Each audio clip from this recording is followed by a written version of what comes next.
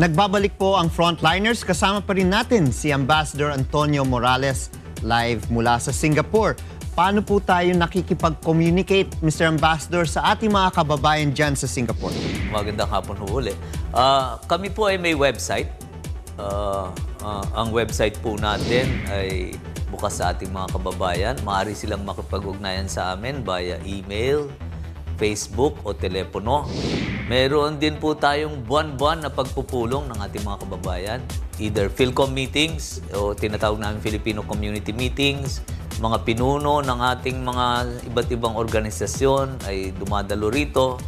At meron po tayong tinatawag na Post-Arrival Orientation Seminar para sa mga bagong dating po na ating mga kababayan. Parang bigyan natin sila ng kaunting kaalaman tungkol sa pamumuhay, kultura, mga gawi sa bayan na ito. May humigit kumulang po na 80 asosasyon ng ating mga kababayan dito.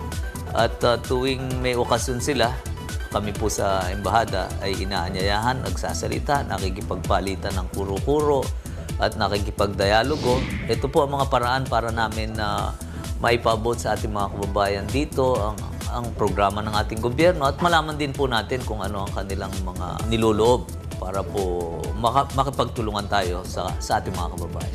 Mr. Ambassador, meron ho kayong binanggit ng mga associations dyan sa Singapore at alam natin mahilig talaga ang mga Pilipino na magtayo ng iba't ibang mga associations.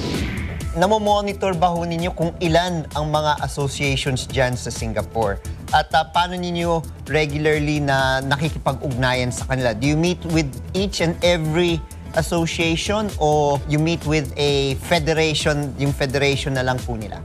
Totoo po yan na napakarami nating mga kababayan. Meron po tayong mga kababayan na based on their places of origin. Kung taga saan sila, mga Bisaya, Tagalog, Ilocano. Meron din pong profesyon, mga arkitekto, nurses, medical workers, mga veterinaryo. Meron din pong mga hilig, mga Dragon Boat Festival at iba't iba pa pong mga klase ng asosasyon. Kami po sa embahada ay may listahan po kami ng mga nagpaparehistrong asosasyon ng mga inhinyero, mga graduate ng MAPUA, UP, o iba't iba pang eskwelahan. At pinupulong po namin ang mga kinatawan nila. Kung meron po tayong Filipino Community Meeting, lahat po sila ay ating inaanyayahan. At nagpapadala sila ng 1, 2 o 3 kinatawan. Halos every month, nakikipag-ugnayan tayo sa kanila. Ang hindi natin nai-rehistro, yung hindi dumudulog sa atin, at hindi po natin alam kung merong mga ganon. Pero karamihan po ng mga asosasyon dito ay dumudulog sa embahada at kami po ay inaanyayahan sa mga oath-taking nila, sa kanilang mga anibersaryo at sa kanilang mga mahalagang mga aktibidades. Kaya po kami ay nakikipag-ugnayan at nalalaman namin na karamihan. Pero po sa aming talaan ngayon, humigit kumulang 80 po ang nakarehistro sa embahada ng mga asosasyon. Ambassador Morales, yung since meron kayong bilang kung ilan ng mga Pilipino nandyan, meron rin kayong database ng mga cell numbers to track them, no? Kung kinakailangan.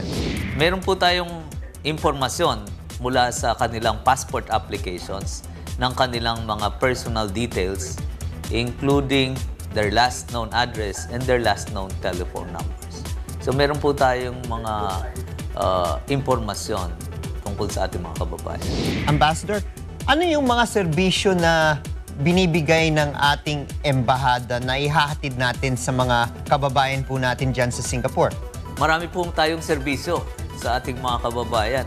Pag ang kababayan po natin ay nanganak dito sa Singapore, nagsisimula po yan sa kapanganakan, nirerehistro po at binibigyan natin ng passport ang bagong silang na sanggol. Kung gusto nilang i-apply na ng passport sapagkat sa ating pong patakaran, ang bata, bagamat bagong silang o wala pang 1 taon, ay kailangan pong bigyan ng sariling passport. So nagsisimula po yan dyan. Tayo po ay nagbibigay din ng notarial services. Kung meron silang nais gawin sa Pilipinas, hindi sila maaaring umuwi, dito po sila pumupunta para gumawa ng special power of attorney, affidavits, at iba't iba pa pong dokumento. Kung magkaroon po ng problema at ma-hospital, meron po tayong welfare officers na bumibisita sa hospital. Kung sa sinamaang palad po ay makulong at may magawang krimen, kami po ay nakikipag-ugnayan sa abogado at bumibisita sa mga kababayan natin na nasa kulungan. Kung sila po ay uuwi, meron din tayong Overseas Employment Certificate. At kung sa kasawiyang palad po ay namatay ang ating kababayan, kami po ay nakikipag-ugnayan sa mga kinauukulan sa pagpapauwi ng bangkay, sa pag-iimbestiga. At kung nagka-problema po sa kanilang trabaho, hindi nakikipagkaunawaan sa employer o may nakaaway na ating ibang kababayan o may problema po sa pamilya, sa suporta, kami po ay tumutulong din. So ang aming pong serbisyo ay masasabi kong from birth to death sa ating mga kababayan. Alam mo, Ambassador, nung ako ay bagong kakapasa pa lamang sa bar, yung isa sa mga kaso na naalala ko kapag binabanggit yung Singapore, of course, yung kaso ni Flor Contemplacion, no? And alam natin na, of course, we did our best in trying to save her from execution. Meron ba tayong mga kababayan ngayon na nakaharap sa, masabi po natin, death penalty dyan sa Singapore? Alam po ninyo sa bansang Singapore, maliban sa murder, ang drug trafficking po ay may kaparusahan ng kamatayan. Death penalty po. Kaya yung mga nagbabakasyon, laging may paalala yan. Drug trafficking is punishable by death in Singapore. Sa kasamaang palad po, sa kasalukuyan, meron po tayong isang kababayan na nahulihan ng mahigit 1 kilo po ng pinagbabawal na gamot. Ito po ay aming sinusubaybayan. Labi namin binibisita at nakikipagpulong sa kanilang abogado.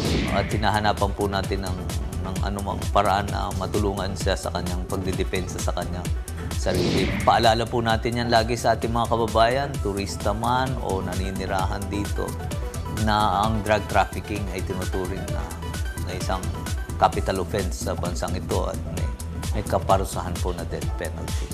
Of course, hindi natin po hingin yung pangalan po ng tao dahil proseso pa naman ng hustisya ang dinadaanan po niya. Ito po ay isang babae o lalaki po? Babae po yata ang nabalitaan namin. So, mukhang parang drug mule, ginamit po siya.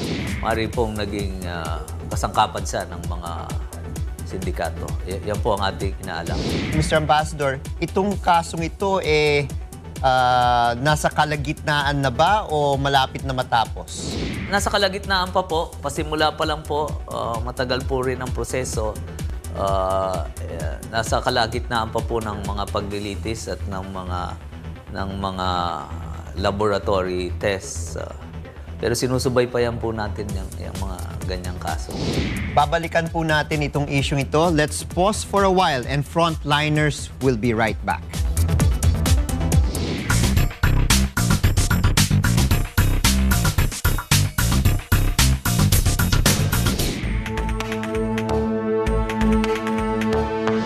Seven years na ako dito. I came here in Singapore. Dati ako sa Dole Philippines, Pulumulok. And then that was 2007. Pumunta ako dito December. And engineering company yun siya. So I stayed there for 7 years. More on food and beverage and dairy. Yung mga gumagawa ng mga design, turnkey project. Di maganda yan. Kasi hindi mo na kailangang pumunta doon. Ang pagkakalam ko, parang Friday lang sila off. Then Saturday, Sunday, open sila. Pero you still need to find time, no? Para pumunta doon. Kung uuwi ka ng Pilipinas, and then kailangan mo talagang pumunta doon just to process lang yon, and they will take you half day. And yung pag-online I think that's a good idea yan dyan.